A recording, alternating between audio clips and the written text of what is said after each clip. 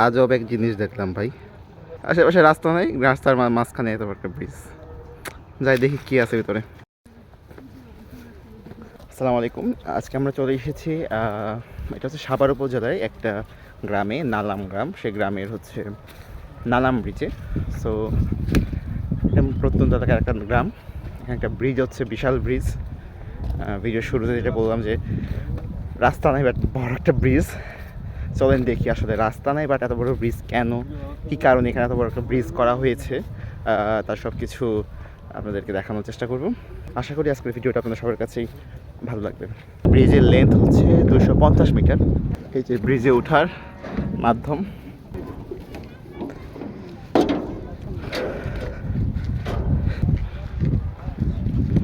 প্রিটেনশন বান না,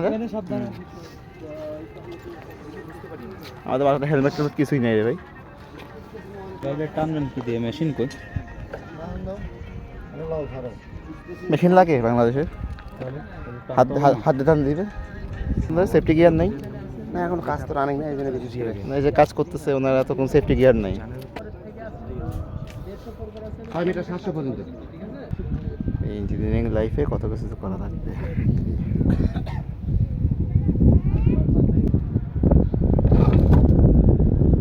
এই সাবধানে, আপনি আপনার পাশটা পড়ে যাবে যে কোনো মুহূর্তে। এই যে 9 নাম্বার যেটা দেখতেছেন আপনারা, এই 9, 6, এই 3 এগুলো এখানে পাবেন না। আচ্ছা, এখানে যে পরবর্তীতে আমি রডগুলো বাঁধা হয়েছে কতদিন আগে? প্রায় 8 দিন হয়ে গেছে।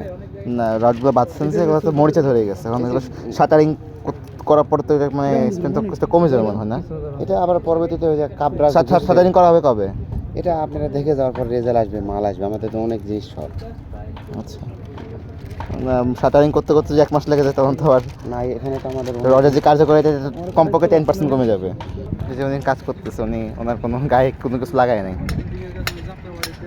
মানে কোনো রশি টসি লাগায় নাই। যদি পড়ে যায় এখান থেকে, আল্লাহ না করুক।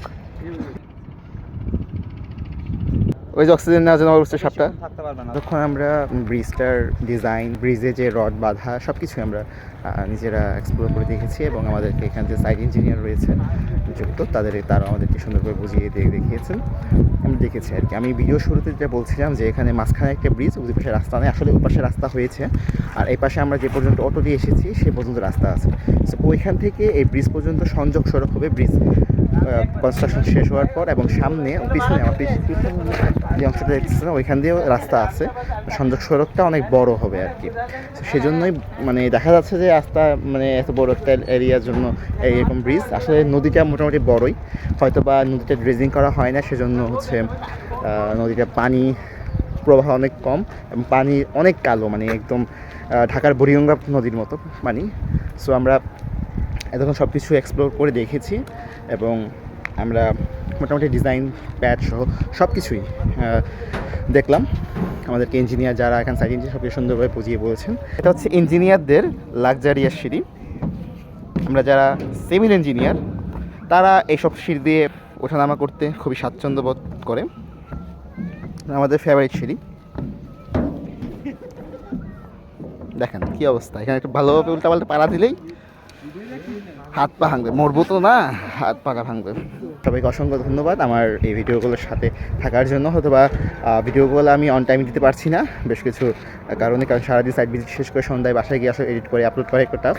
সো একটু পরে এডিট করে আপলোড করতেছি। সবাইকে ধন্যবাদ আমার পেজের পাশে থাকার জন্য।